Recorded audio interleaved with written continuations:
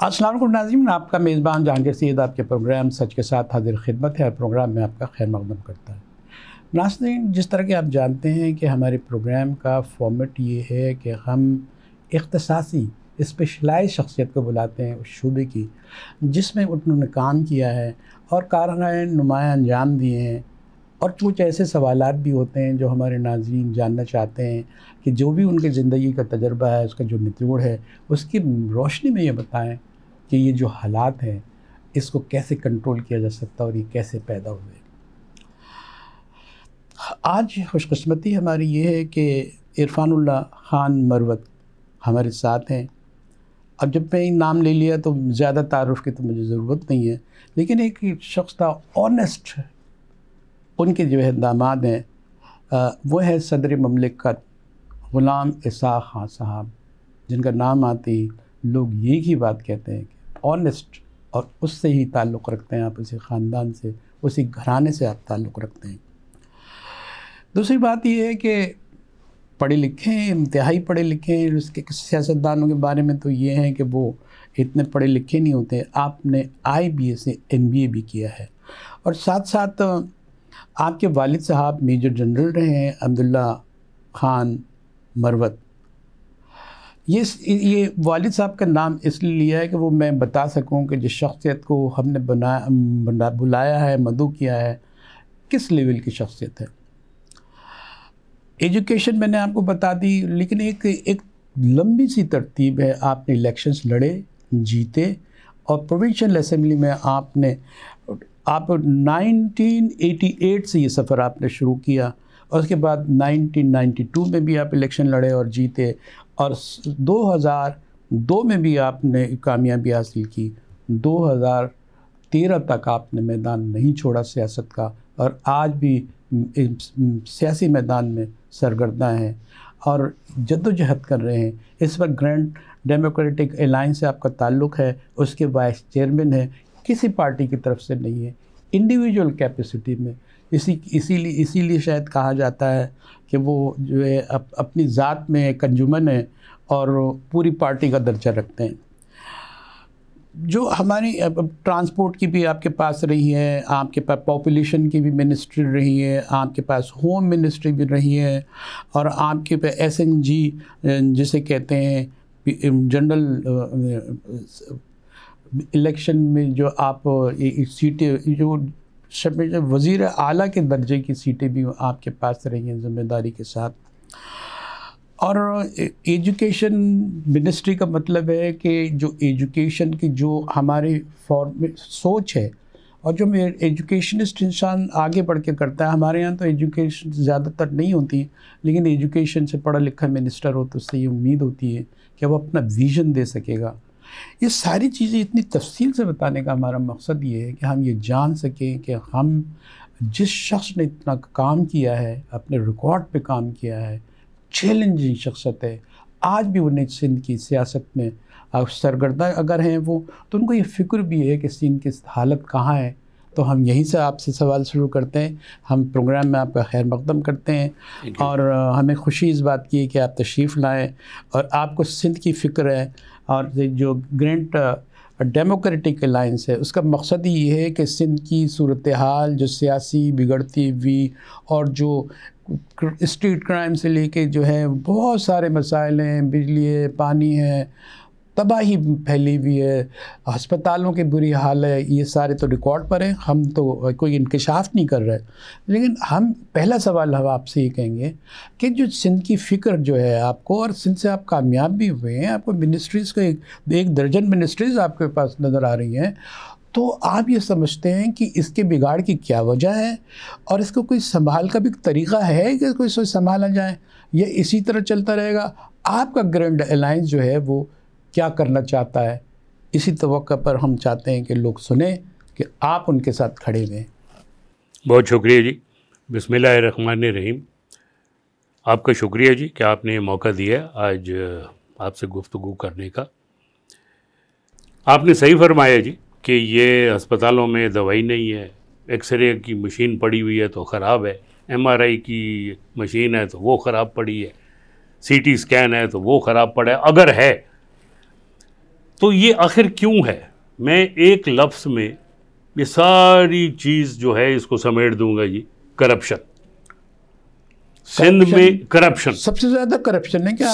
सिंध में जो करप्शन है, पूरा पाकिस्तान एक तरफ और सिंध जो है उन फिर भी नंबर ले जाएगा। तो सिंध की खिदमत में तो आपने कई दफ़ा मिनिस्टर बने, आपने को खुद फेस करना पड़ा, और ये 88 से लेकर सन 2000 तक आप सियासत में रहे, और इसका मतलब ये है कि आप भी ये सारी सूरत हाल में शामिल रहे और आप इनको रोक नहीं सके जो करप्शन हो सकी। आपने सही फरमाया, छोटी मोटी करप्शन जी हर जगह होती है जी, और वो एक पाकिस्तान में ऐसे हो गया कि नज़रअंदाज भी हो जाती है। पर जिस लेवल की करप्शन ये 15 साल मिले हैं पीपल्स पार्टी को, 2008 से लेके 2023, 15 साल uninterrupted Sindh government, Peoples Party को सिंध में हुकूमत 15 साल उन्होंने की है। 15 साल अकट, मतलब बीच में गैप भी नहीं है। सही। इस 15 साल में आप ये देखिए कि अगर सही किस्म का ऑडिट आप करें अस्पतालों का और चीज़ों का, तो आप सिंध का अवाम तो हक्का बक्का रह जाएंगे। यहाँ पे एक लफ्ज़ था जो इस्तेमाल होता था काम करने का, उसका था सिस्टम, उसका नाम था सिस्टम। सिस्टम क्या है कि ये 10-12 लोग थे, इनका बंटवारा हुआ था पूरी हुकूमत के ऊपर। कौन से 10-12 लोग, क्या मतलब? वो आ जाएंगे नाम सामने जी, ठीक। मैं नाम नहीं लेना चाहता जी, इसलिए कि जो हुकूमती इदारे जिनका काम है, नैब है, एंटी करप्शन है, वो खुद ब खुद उनका नाम ला रहे हैं। 1-2 का तो कल परसों आया भी है, नैब ने कॉल अप नोटिस भी इशू कर दिया।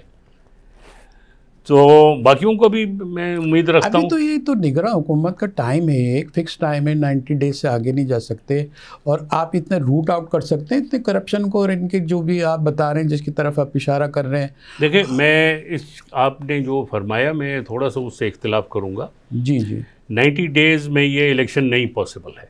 पॉसिबल नहीं है। वो इसलिए है कॉन्फिडेंटली आप कह रहे हैं जी, मैं आई एम वेरी कॉन्फिडेंट। वो इसलिए रीज़न ये है जी कि जब काउंसिल ऑफ कॉमन इंटरेस्ट ने नया डिजिटल सेंसस अप्रूव किया, हाँ, तो उसके साथ ऑटोमेटिक है, इन द कॉन्स्टिट्यूशन लिखा हुआ है कि जब आप नया सेंसस करेंगे, नई हल्का बंदी बनेगी, नई वोटर लिस्ट बनेगी। अब देखिए, पाकिस्तान की आबादी दुनिया में मेरे ख्याल फास्टेस्ट ग्रोइंग है आज। जी जी, और कराची में आबादी आप देखें, पहले तो बड़ी कोशिश की गई कि कराची की आबादी को कम शो किया जाए, बहरहाल सारों पॉलिटिकल पार्टीज ने मिल के शोर शराबा किया, तो कोई तकरीबन सही आबादी लिखी गई है। इस नई आबादी में अगर पहले इतनी थी आबादी, अब इतनी होगी, तो सीटें जो हैं वो चेंज होंगी, कुछ और अजला से सीटें इधर आएंगी सिंध की टोटल नंबर ऑफ सीट्स वही रहेंगी।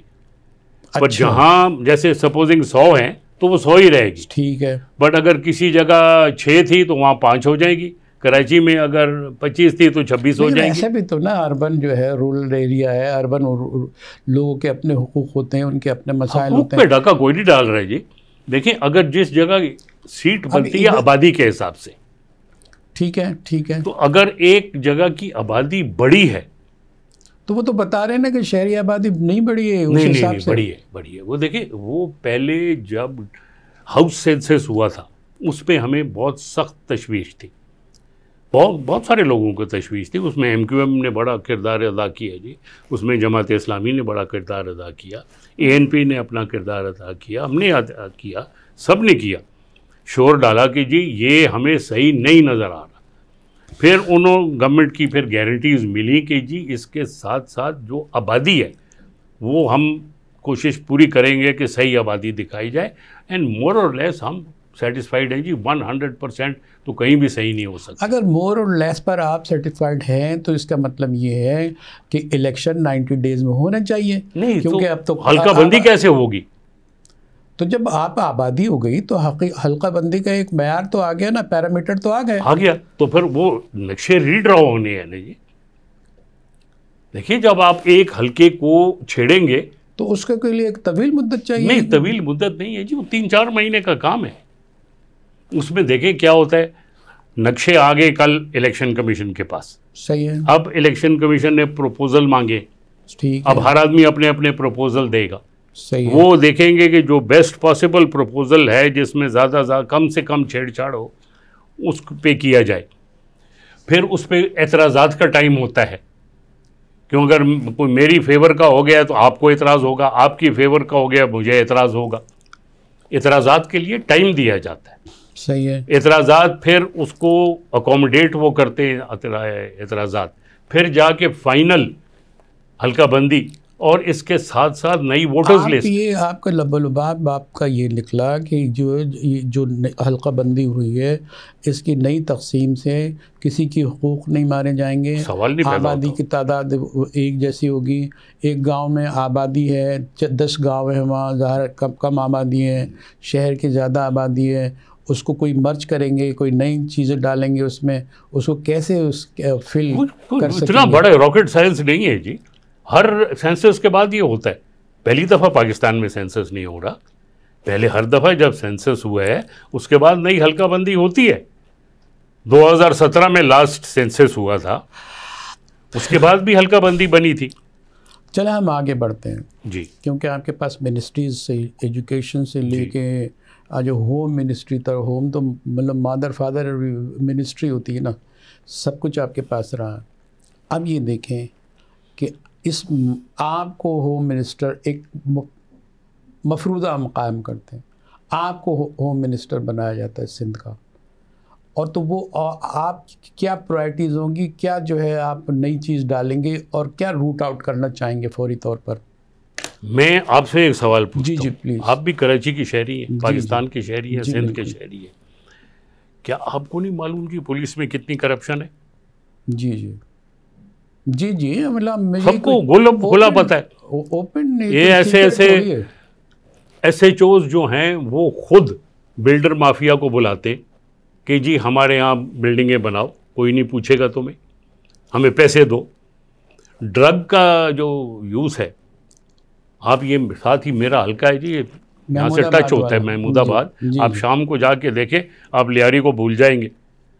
आप कहेंगे कि ये मैं कहाँ आ गया हूँ, सड़क पे आइस बिक रही है, हेरोइन बिक रही है, गुटखा मावा तो मजाक हो गया। अब गुटखा मावा चरस तो मजाक है, अब तो आप आइस की बात करो और हेरोइन की बात करो, सड़क पे बिकती है। इसका मतलब ये है कि आप कहना चाह रहे हैं कि अंडर द पुलिस और अंडर द गवर्नमेंट, उसके अंदर जो ये वुज़रा ये वो सारे मुलव्विस हैं। तो क्यों नहीं है जी? मैंने जो पहले जब स्टार्ट किया इंटरव्यू तो मैंने किया एक लफ्ज़ का, करप्शन।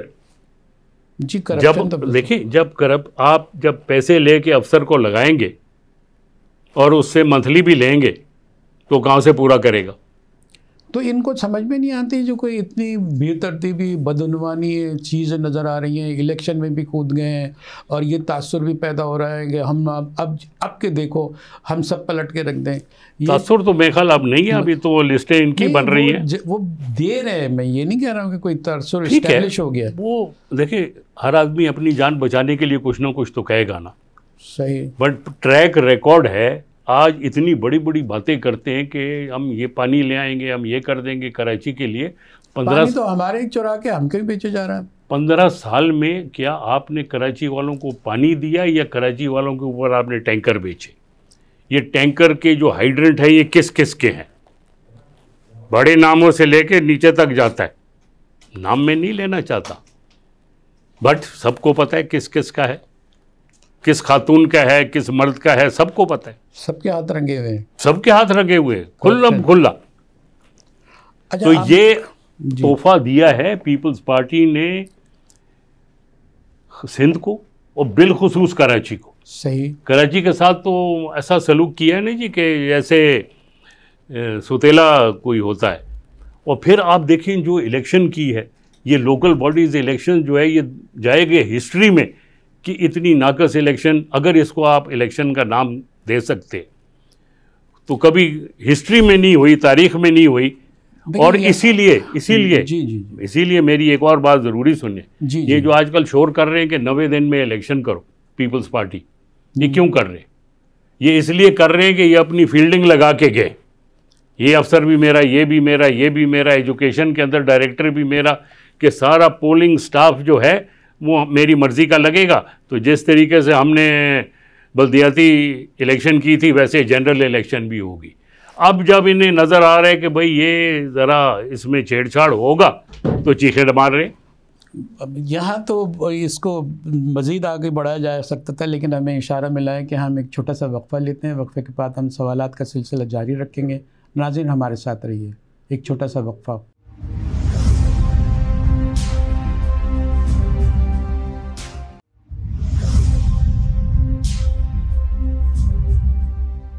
वेलकम बैक नाज़रीन, प्रोग्राम में दोबारा हम आपका खैर मक़दम करते हैं। हमारे साथ इरफानुल्लाह ख़ान मरवत यहाँ मौजूद हैं। सीज़न पॉलिटिशियन हैं और जो है मिनिस्ट्री की तो कतार है आपके क्रेडिट पे, और ख़िदमत भी बहुत की हुई है, और ग्रैंड अलायंस से आपका ताल्लुक़ है, ग्रैंड डेमोक्रेटिक अलायंस। एक डेमोक्रेटिक अलायंस जो आपने जो इस्टेब्लिश किया है, जिसके अंदर आप भी हैं, आप पाकिस्तान मुस्लिम लीग फंक्शनल भी है और बहुत सारी जमातें हैं, इनका बुनियादी नुक्ता क्या है? वो ये जो इत्तेहाद है जो इस शेप में आया है, पहले भी ये लोग ये इत्तेहाद बना चुके हैं और इसी तरह के इन्होंने बातें भी की हैं कि हम ये करेंगे। पीपल्स पार्टी ने जो करप्शन की है उसको धकेलेंगे, कम करेंगे, कंट्रोल करेंगे, ख़त्म करने की कोशिश करेंगे। इनकी जो सियासी और जो क्रिमिनल बालादस्ती है उसको ख़त्म करेंगे। ये इसके एजेंडे के साथ आए, लेकिन वो पिछली दफ़ा भी कामयाब नहीं हुए। और इस दफ़ा आप क्या उम्मीद रखते हैं कि आपका ग्रैंड अलायंस क्या क्या कर सकेगा? जो आपने जितनी बातें की हैं उसका मसला हल हो सकेगा आपसे? मैं आपसे अर्ज़ करूँ जी कि सिंध में कई दफ़ा एंटी पीपल्स पार्टी गवर्नमेंट बनी है, कोई एक दफ़ा नहीं, कई दफ़ा बनी है। और पिछली इलेक्शन के बारे में मैं अब क्या कहना है जी, गुजर गई है, हम सबको पता है 2018 की इलेक्शन, पॉलिटिकल इंजीनियरिंग कहाँ हो रही थी और कैसे हो रही थी, उसी में पीपल्स पार्टी को भी फ़ायदा मिल गया। अब जिसने भी दिया दिलाया, इत्तेहाद में मिल गया। ये जो 13 जमातों का इत्तेहाद था उसमें सबने हाथ जो है नहीं 13 जमातों उस वक्त तो नहीं थी 13 जमात, नहीं अभी तक मौका है। देखिए मैं पहले 2018 से स्टार्ट करूँ। 2018 की इलेक्शन में जो भी इंजीनियरिंग हुई उसमें पीपल्स पार्टी को के हिस्से में सिंध आ गया, और जैसे भी था ठीक है, वो अब जो गुजर गया अब उसके बारे में क्या रोना। हमने उस वक्त ये बनाया था इत्तेहाद जी पिछली इलेक्शन से पहले, जी पिछले इलेक्शन से पहले, ठीक है। और सब लोगों का ख्याल था कि क्योंकि हमें सीटें कम मिली, हमें 14 सीटें मिली थी, अब भी थी हमारे पास, हाँ अभी भी है, मतलब अब तो खैर असेंबली खत्म हो गई। में आपने जो है वो अच्छी सीटें ली है, बिल्कुल शायद 14 ही सीटें हमने जीती बहुत, पर अगले दिन रिजल्ट चेंज हो गए। अच्छा ठीक है।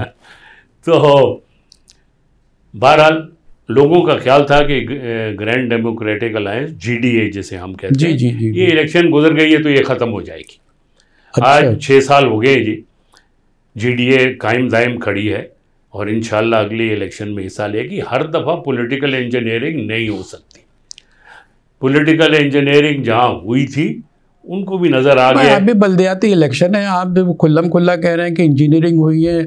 अभी पिछली 1-2 महीने की बात है, अभी जब इतने करीब हो सकी तो आइंदा इलेक्शन में क्यों नहीं होगी? ये हम कैसे मान लें? उस वक्त सिंध गवर्नमेंट ऊपर बैठी हुई थी, आज पीपल्स पार्टी की गवर्नमेंट नहीं है, आज एक न्यूट्रल केयर टेकर गवर्नमेंट है, जिसकी वजह से पीपल्स पार्टी को तकलीफ है। और बार बार वो कह रहे हैं कि 90 दिन में करो, 90 दिन में करो। जिस दिन इनके चीफ मिनिस्टर ने और 2 और मिनिस्टरों ने उधर साइन किया था काउंसिल ऑफ कॉमन इंटरेस्ट में, उसमें फैसला था कि नई हल्काबंदी होगी, उस वक्त तो बड़े खुश थे। आज इनकी मर्जी के लोग नहीं लगे तो इन्होंने पैंतरा बदल लिया, और ये जो बिजली के रेट बढ़े, पेट्रोल के रेट बढ़े, क्या उस वक्त ये मिनिस्टर नहीं थे?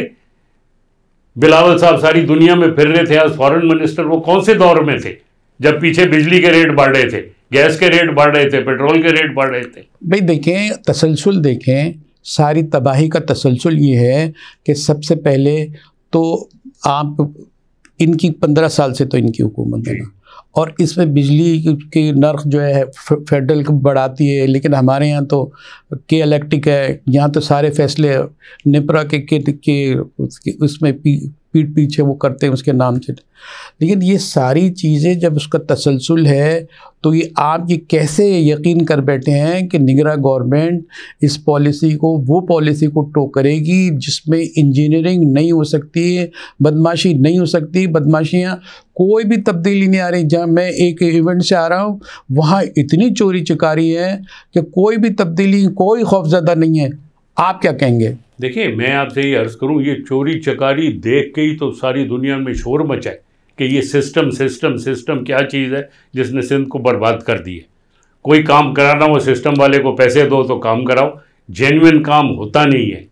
फ्लड वाले जो हैं कब बैठे हुए हैं, आदमी कराची से बाहर निकले जाके देखे उन बेचारों का हशर क्या हुआ है। मलेरिया से मर रहे, कोई भूख से मर रहे, गर्मी से मर रहे। भाई आपकी जो जमात है और जो आपका ग्रैंड अलायंस है जी, इसके अंदर तो उनकी तो रूट ही जो है अंदरूनी सिंध है। बिल्कुल है। वो क्या कर रहे हैं, क्या कर रहे हैं, उनका फेस नजर नहीं आता कहीं। नहीं, ये गलत बात है। काम होता है, जिम्मेवारी होती है हुकूमत है वक्त की। लेकिन वो तो एहतजाज में कहीं नजर भी तो आना चाहिए ना, लोगों के दिल खाली एहतजाज क्या करना है, हमें जो काम करना है जिस हद तक कर सकते थे किया है। बाकी वसाइल किसके पास होते हैं?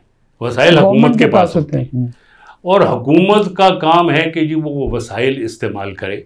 जो बाहर से एड आई है, मैं आपको बिल्कुल इसमें कोई एग्जैजरेशन नहीं है, मैं आपको बता सकता हूँ। मैं एक बंदे के घर गया सिंध में, एक वडेरे के,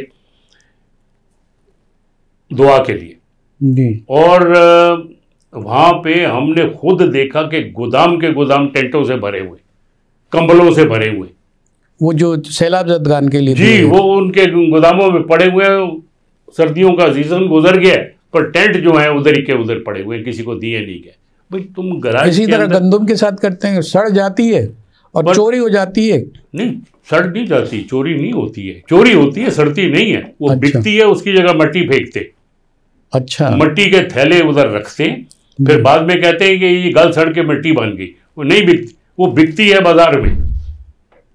ये इसी की इंक्वायरी शुरू हुई है 2-3 दिन पहले, नैब ने इंक्वायरी शुरू की है कि ये लाखों टन, ये नहीं है कि लाखों बैग, लाखों टन गंदम जो है ये कहाँ गई। इतने एक्टिव कैसे हो गई? अभी तो जो है वो नैब पीछे हट गई थी और कहीं वो उसको तो गैर फाल सी लग रही थी। किसी ने कान में कहा होगा।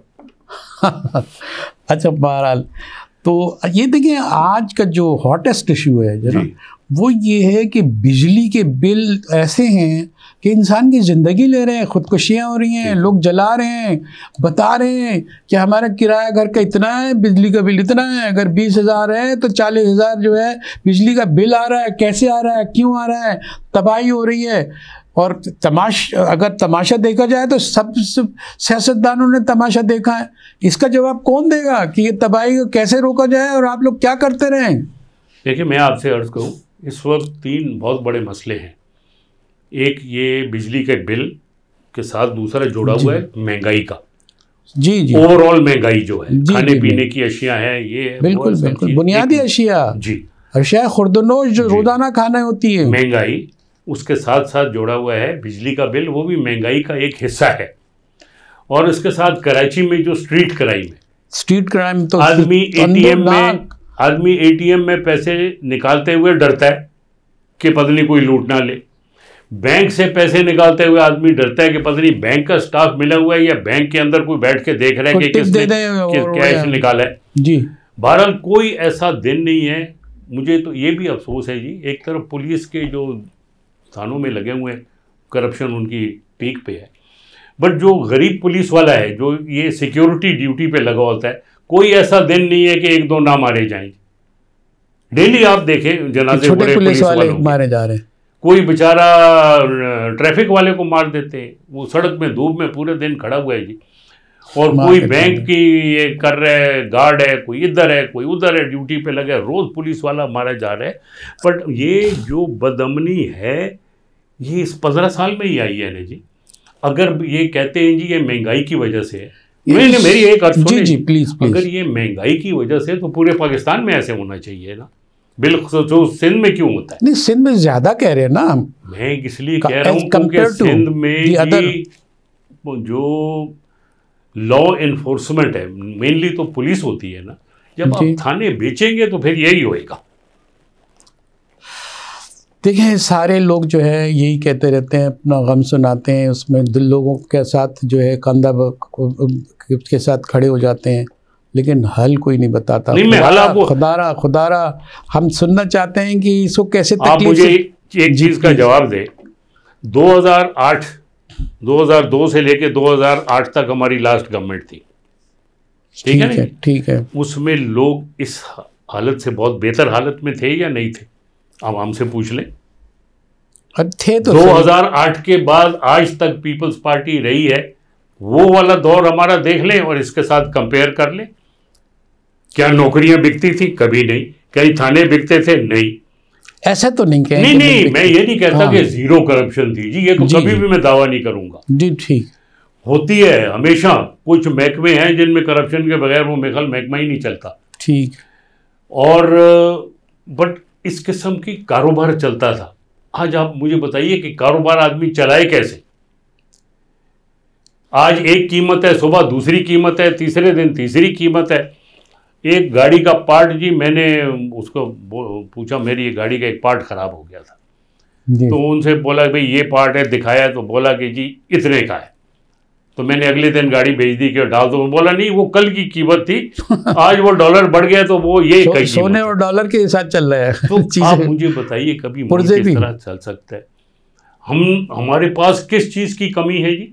हमारे पास 4 सीज़न है साल में, हमारे पास गंदम है, हमारे पास चीनी है, हमारे पास चावल है, हमारे पास दालें हैं, हमारे पास जी 5th के 7th लार्जेस्ट लाइफ स्टॉक है दुनिया में, दूध के प्रोड्यूसर हैं आप, ठीक है ना? नहीं, एक अर्थ सुने जी। अफगानी जो है, अफगानिस्तान की करेंसी जो है अफगानी, उसका रेट डॉलर के साथ देखें और हमारे रुपये का देखें, वो हमसे ज़्यादा तो यहीं से है ना, तो वो क्यों नहीं रोकते? क्यों ऐसी पॉलिसी है कि उधर का रेट कम है? आप होम मिनिस्टर ऑफ सिंध रहे, आपने क्या इनिशिएट लिए जिस पर नाश किया जाए? मैं आपको बताता हूँ। सबसे पहले था जब मैं होम मिनिस्टर बना जी, तो उस वक्त army chief, prime minister, chief minister और मैं बैठे थे एक मीटिंग में इस्लामाबाद। पहला दिन था मेरा। उन्होंने बोला जी इस वक्त सबसे बड़ी हमारी प्रॉब्लम है कि कराची के जो बिजनेसमैन है, सनतकार, उनके बच्चे किडनैप किए जा रहे हैं, बिलखुसूस मेमन फैमिलीज के। सही। किडनैपिंग फॉर रैंसम, अगवा बराए तावान जी। ये किसी तरीके से रोके, क्योंकि ये लोग पाकिस्तान छोड़ के भाग जाएंगे। हम लगे, 3 महीने का टाइम मुझे दिया गया था, 3 महीने के अंदर हमने ख़त्म किया। जैसे भी किया, सख्ती भी करनी पड़ती है। सही। कि मैं ये समझता हूँ ये सबसे बड़ी अचीवमेंट थी उस वक्त कि किडनैपिंग फॉर रैंसम इस कराची शहर में ख़त्म करें। उसमें फ़र्क आया। अभी तो दोबारा शुरू हो गई। अब तो बहुत ज़्यादा हो गई। कोई रोके तो सही। क्यों आपको रोकने वाला ना हो, अगर रोकने वाले ही मिले हुए हों बीच में, ऐसे मेंटेलिटी कैसे एस्टेब्लिश हो गई? 15 साल में एस्टेब्लिश हो गई। जो वो इतना उनका तजर्बा है, जुल्फ़िकार अली भुट्टो की पार्टी से उनका ताल्लुक है। जुल्फ़िकार अली भुट्टो की पार्टी ये नहीं है। नहीं, ताल्लुक ये तो 2008 से ना, 2008 से लेके 2023 तक जो हुआ है, ये तबाही उसकी वजह से आई। तो आपने ये किया कि जो है ना किडनैपिंग जो है ना फॉर रैंसम आपने रुकवाई। बिल्कुल। अच्छा, और ये जो अभी आज का जो मसला है वो ये है कि लोग आज भी जो है अगवा हो रहे हैं, और आज भी जो है क्राइम स्ट्रीट इतना बढ़ गया है जिस तरह आपने अभी बताई। लेकिन मैं आपकी एक्सपीरियंस से फ़ायदा उठाते हुए मैं ये पूछना चाहता हूँ कि इसको रोकने के लिए आपका तजर्बा क्या कहता है? मैं कहता हूँ जी ये 3 महीने में ख़त्म हो सकता है। कैसे ख़त्म हो सकता है? अगर आप संजीदगी के साथ और संजीदगी, व्हाट इज संजीदगी? ये तो एक मफरूज़ा है ना, ये बता दीजिए कि प्लानिंग क्या होनी चाहिए। प्लानिंग जी, आप देखें, आप पुलिस वाले का काम आप नहीं कर सकते, मैं नहीं कर सकता। पुलिस वाले से काम लेना है, करना नहीं है उसका काम। मैं SHO नहीं बन सकता, आप SP नहीं बन सकते, पर जो एसपी है, जो एसएचओ है, जो डीएसपी है, जो नीचे स्टाफ है, उससे काम लेना है। और अगर वो करने पे आए कर सकते, ये पुलिस में इतनी एलियत है, कर सकती है। ये करप्शन से जो ये करप्ट माफिया बैठा हुआ है, इसको हटाए। मरवत साहब, यहाँ हमसे कहा जा रहा है कि एक ब्रेक ले लेते हैं। हम ब्रेक लेने के बाद हम 10 मिनट हमारे पास होंगे, हम ज़्यादा अहम सवालात का इंतखाब कर सकेंगे और हम एक समराइज़ भी कर सकेंगे कि हमारी गुफ्तगू का निचोड़ क्या निकला, क्या मसाइल थे और उसका हल आपने क्या दिया। एक छोटा सा ब्रेक, हमारे साथ रहिए।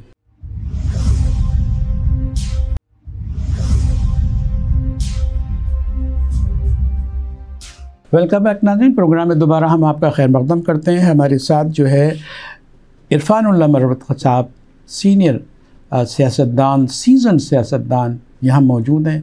और इत्तेफाक से ये है कि आज ऐसे वक्त में मौजूद हैं जहाँ जो है वो बिजली का बहरान और कोहराम है। और हम ये चाहेंगे कि बिजली के साथ महंगाई ने तो जान निकाल ली है। तो ये सवाल, यही सवाल जो है आपके सामने हमने कहा आप तक जो है हम ट्रांसफ़र करते हैं कि बिजली ने तो हमको मार डाला है। ऐसे लगता है कि डायरेक्ट शॉक दे रही है और मारे जा रहे हैं लोग। और दूसरी बात ये कि जो महंगाई है उससे तो बलवा ना हो जाए, फसाद ना हो जाए, बगावत ना हो जाए, रियासत को किस तरफ ले जा रहे हैं, आप क्या कहेंगे? जी बिल्कुल बजा फरमाया आपने। देखिए, पहले बात मैं करता हूँ बिजली के बिल की। आज तक कभी किसी ने देखा है कि कितने कुंडे लगे हुए हैं इस मुल्क में? ये देखिए कि कौन से सरकारी इदारे हैं जो बिल्कुल बिजली का बिल नहीं पे करते। ये जो ट्रांसमिशन कंपनीज़ हैं, हेस्को है, डिस्ट्रीब्यूशन कंपनीज़ हैं जी, हेस्को, पेस्को, ये वो, इनके लाइन लॉसेस तो ज़रा आप देखें। सब मांगते हैं बिजली, बट इसका ये मतलब तो नहीं है कि आपके 60% लाइन लॉस हो, 50% लाइन लॉस हो तो आधी बिजली तो आपकी निकल गई। कैसे निकल मतलब गई? है दुनिया को आप ये बता रहे हैं कि हम सिस्टम फेलियर हैं और हमारे लाइन लॉस को रोकने वाला कोई नहीं है। रोकने वाला कोई नहीं है जी। हमें कौन कर्जा देगा मजीद? देखो, कर्जे का फायदा क्या होगा? जी बिल्कुल, क्योंकि अगर उसके अंदर आपने फिर 50% का नुकसान ही करना है तो नई ट्रांसमिशन लाइन लगाने का फायदा क्या है? आप ये देखें, ये सरकारी इदारे, इनको प्राइवेट करें, इनको चलने दें सही तरीके से। अभी 15-15 घंटे की लोड शेडिंग है जी, ये महमूदाबाद में 15 घंटे की लोड शेडिंग बराबर में जी। अच्छा, ये बिल्कुल पटड़ी के उस तरफ 15 घंटे की लोड शेडिंग है आजम बस्ती में। कोई पूछने वाला है जी कि ये क्या है? मेरे गांव जो है उसमें तकरीबन 20 घंटे की लोड शेडिंग है। कौन सा गांव है आपका? लकी मरवत। अच्छा, वहां 20 घंटे की लोड शेडिंग है। पाकिस्तान में ही है? पाकिस्तान में ही है जी। इधर आप जाइए टंडो मोहम्मद खान में चले जाएं, आप इधर चले जाएं धर में, उधर 18-20 घंटे की आप लोड शेडिंग चल रही है। जब बिजली आती भी है तो उसमें इतना कम पावर होता है कि चीज़ों को जला के चीज़ों को जलाती है। देखिए, ये मिसमैनेजमेंट एंड करप्शन कॉम्बिनेशन। ठीक है, रह गई बात जी, मैं इस चीज़ का बड़ा खिलाफ हूँ जी कि पाकिस्तान में खाने पीने की चीज़ इंपोर्ट हो। मैं समझता हूँ कि हमारी अपनी गंदम सही किस्म की बीज हम दें। ये तो डॉलर खरीदने के लिए और डॉलर से फ़ायदा उठाने के लिए और बाहर मैं आ रहा हूँ उस पर। जी जी प्लीज़। देखिए, यहाँ पे हमारे बीज का था प्लांट, सीड प्लांट, एक नवाबशाह में, कितने सालों से बंद पड़ा है, कोई पूछने वाला नहीं कि क्वालिटी सीड बना के आप दो फार्मर को कि उसकी यील्ड बढ़े। अच्छा, फिर बॉर्डर हमारे माशाल्लाह ऐसे हैं कि ट्रकों के ट्रक जा रहे हैं अफगानिस्तान, ट्रकों के ट्रक जा रहे हैं इंडिया। कोई पूछने वाला है कि चीनी किधर जा रही है? एक्सपोर्ट एक तरफ हो रही है, स्मगल भी हो रही है, ईरान भी जा रही है, अफगानिस्तान भी जा रही है। सब दुनिया का सप्लायर हम हैं और खुद भूख से मर रहे। चीनी धड़ाधड़ एक्सपोर्ट भी हो रही है, स्मगल भी हो रही है, और बाजार में रेट आप चार कहते हैं एक्सपोर्ट नहीं करेंगे तो डॉलर कहाँ से आएंगे, ज़र मुबादला कहाँ से आएगा? ठीक है, माना तो, पर अगर मुल्क में कीमत बढ़ रही है तो फिर क्या, उसका फायदा क्या हुआ? देखिए, इनको कर्जे भी तो वापस करने हैं, तो फंसे हुए दलदल में। वेस्टर्न वर्ल्ड में भी महंगाई है, इन्फ्लेशन पूरी दुनिया में है, बट उनके पास सकत है, हमारे पास सकत नहीं है। तो लिहाजा पॉलिसी ऐसी होनी चाहिए अब ये देखें ना, हमारी पॉलिसी माशाल्लाह हर गवर्नमेंट की है कि ये गाड़ियां बन रही हैं पाकिस्तान में। ये गाड़ी बनती नहीं है, असेंबल होती है। असेंबल होते हैं। क्यों नहीं मैन्युफैक्चरिंग प्लांट लगवाते? हमने जी एटम बम बना लिया, JF थंडर जहाज हम बना रहे हैं जी। तो एक गाड़ी और या ये चाइनीज मोटरसाइकिल नहीं हम यहाँ बना सकते, ये भी इंपोर्ट होती है। सारा ज़र मवाद लेते चला जाता है, सब उसके अंदर सबका हिस्सा लगा हुआ है। ये बड़े बड़े बिजनेसमैन हैं, इनके भी मौज लगी हुई है। सब जाके दुबई में दफ्तर बना लिए कि जी हमें टैक्स ना देना पड़े पाकिस्तान में, मेरे और आपके टैक्स से ये मुल्क चलेगा। नाज़रीन, हमारे पास वक्त कम है। जो हमारी आज बातें हुई हैं जिसका लबलबाब हम आपको बता देते हैं कि सबसे पहले तो ये इस लम्हा फ़िक्रिया था कि हमने इरफानुल्लाह खान मरवत साहब से पूछा कि आपका एक ग्रैंड डेमोक्रेटिक अलायंस है जिसका मैंडेट ही ये है, पार्टी का मंशूर ये है कि जो सिंध में जो है अफरा तफरी है, लूट मचाई गई है, इस सब का तोड़ ये है कि वो ग्रेट डेमोक्रेटिक अलायंस में जो पार्टियां हैं वो बहुत मुस्तहकम होकर इसका हल ढूंढ रखती हैं, और अगर इनको इक़्तिदार में लाया गया तो बकौल इनके वो इसको समत में ला सकती हैं और यहाँ की तबाही दूर कर सकती हैं। दूसरी बात जो की गई थी आपने कि ये जो होम मिनिस्ट्री के हवाले से हमने कहा था कि अगर आप होम मिनिस्ट्री में थे उस वक्त तो उसमें ये किया कहता है कि अगवा बराए तावान की जो वारदातें सिर्फ बिज़नेस कम्युनिटी के लिए हो रही थी और उसको आपने रुकवाया था। ये हम तो आवाम के सामने रख रहे हैं कि जो आपने बातें की हैं वो हो। और दूसरी बात ये है कि ये जो आजकल जो महंगाई है और जो आप बता रहे हैं कि बिजली के जो बिल हैं और जो स्ट्रीट क्राइम है, ये बहुत ही फोकस्ड चीज़ें हैं आज की कि इस पर ही बहस की जा रही है। इसका आपका क्राइम, आप स्ट्रीट क्राइम के बारे में आप ये कहते हैं कि जनाब बाबा के हवाई ख़राब है यहाँ, जब जो है मिनिस्टर्स और ये हुकूमत ही छूट दे देगी तो पुलिस भी इसमें हिस्सा डालेगी, सारे लूट मार करेंगे, स्ट्रीट क्राइम बढ़ेगा, किसी को कोई रोकने वाला नहीं है, तबाही और बर्बादी फैला दी है। अब ये स्ट्रीट क्राइम एक तो गुर्बत और उसमें जो है ये चीज़ें इनको जो इनकी पीठ पे जो हाथ रखा गया है हुकूमत के लोग जो कारिंदे उन्होंने किया। लेकिन आपने इसी तरह बिजली की भी बात हुई है कि बिजली की ने जो कोहराम मचा रखा है, तो ये जो बिजली की चोरी 60% आप बता रहे हैं कि 60% तो चोरी हो जाती है। 60% जब चोरी हो रही है आप उनको तो रोक नहीं रहे, और आवाम को जो भरना चाहते हैं जो भरते रहें, अपनी जान निकाल के वो करते रहें, उन पर जो है आप धड़ाधड़ जो है रेट बढ़ाए जा रहे हैं, बोझ बढ़ाए जा रहे हैं, ये सारी चीज़ें। और जो अभी आपने जो एक चीज़ बड़ी अहम है, ये मैं रिकॉर्ड पे लाने के लिए जो है समराइज़ कर रहा हूँ कि एक चीज़ अहम है कि अगर मैंडेट मिलता है तो उसके नतीजे में आपने जो करना है वो ये करना है कि जो लोगों को इन्हीं से काम लेना है, आपको यही स्ट्रक्चर से काम ले रहा है, इसी जो है ब्यूरोक्रेसी काम लेना है, लेकिन इनसे काम लेना है, इनका एहतसाब करना है, इनसे दबाव तलबी करना है।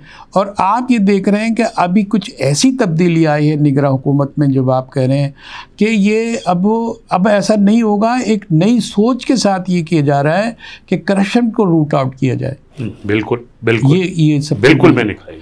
और इसमें ये भी आपने कहा कि जनाब 2-4 महीने अगर बढ़ गए, अभी आपको नज़र नहीं आ रहे करीब इलेक्शन के, लेकिन आप बहुत ज़्यादा दूर भी नहीं देख रहे इलेक्शन को कि 2-4 महीने, मैं फरवरी मार्च में देख रहा हूँ फरवरी मार्च में आप इलेक्शन देख रहे हैं।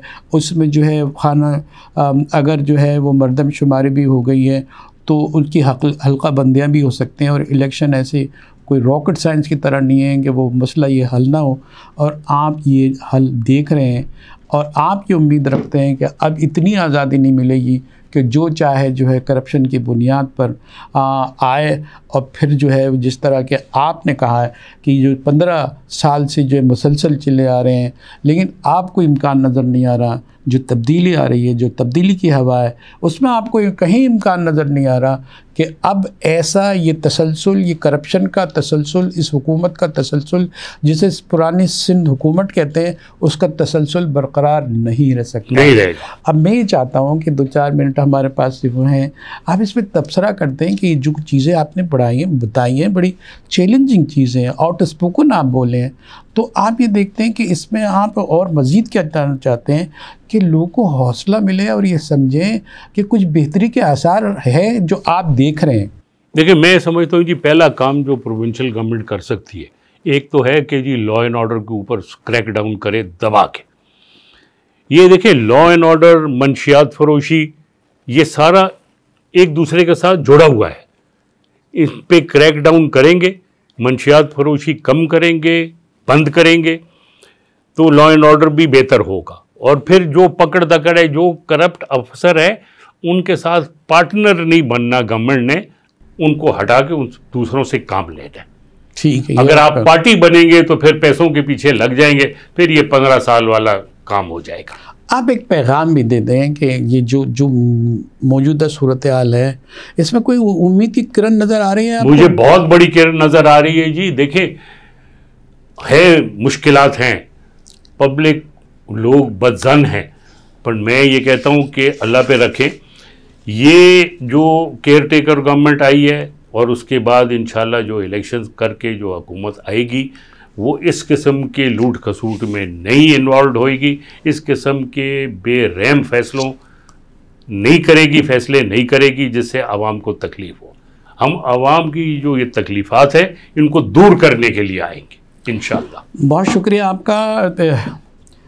हमारे जो है सीनियर सियासतदान एक तारीख़ रखते हैं, बहुत सारे ओहदों पे भी रहे हैं, इलेक्टेड भी रहे हैं, मिनिस्ट्रीज़ में भी रहे हैं, पॉलिसी साज इदारों में भी रहे हैं, सारी चीज़ें हैं, बहुत सारी हमने बात की, बड़े हॉट इश्यूज़ को हमने छेड़ा और उसका हमने जवाब भी लिया है। हम आपके सपोर्ट करते हैं प्रोग्राम, आप फीडबैक में बताइएगा कि हमारा प्रोग्राम कैसा रहा और हमारे सवालात का जवाब के बारे में आपकी क्या राय। नाज़रीन, अपने मेज़बान जहांगीर सैयद को अपने मुअज़्ज़िज़ मेहमान इरफानुल्लाह मरबत के साथ इजाज़त दीजिए। इंशाअल्लाह अभी सीज़न है ये इलेक्शन का, हम गाहे गाहे बुलाते रहेंगे, आपसे भी मुलाकात रहेगी इंशाअल्लाह ताला। बहुत नाज़रीन, हमें इजाज़त दीजिए। अल्लाह हाफ़िज़।